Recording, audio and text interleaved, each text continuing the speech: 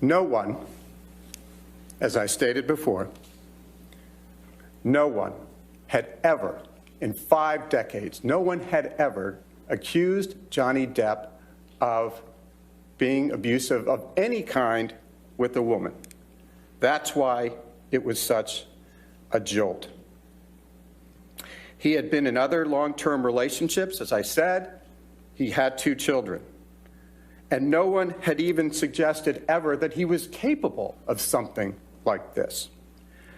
By choosing to lie about her husband for her own personal benefit, Amber Heard forever changed Mr. Depp's life and reputation. And you will hear him tell you the dreadful impact that it has had on his life. The evidence you will hear at this trial contradicts the story Ms. Heard presented to the world in May 2016 and again in December 2018. The evidence will show that the last time Mr. Depp and Ms. Heard saw each other before Ms. Heard showed up in court on May 27, 2016, was May 21st. And that's a very important date, and I will ask you please to remember that through the trial.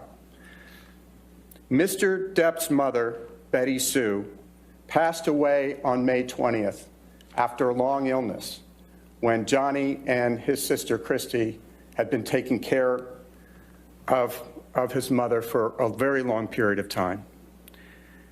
And for reasons that Mr. Depp will personally explain to you throughout the course of this trial, he had resolved to divorce Ms. Heard.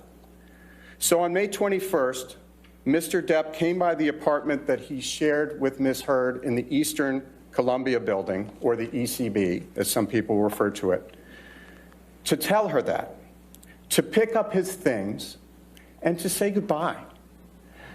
There is no dispute that soon after Mr. Depp ended things with Ms. Heard and left the apartment on May 21st, he got on a plane to head out on a European tour, a music tour, for months with his band, the Hollywood Vampires.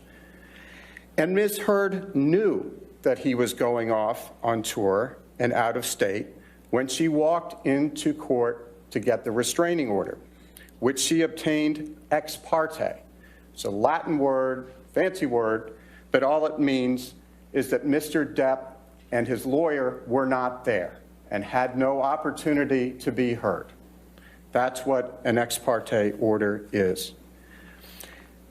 You will hear from the police officers who responded to a 911 call on May 21st, after Mr. Depp left.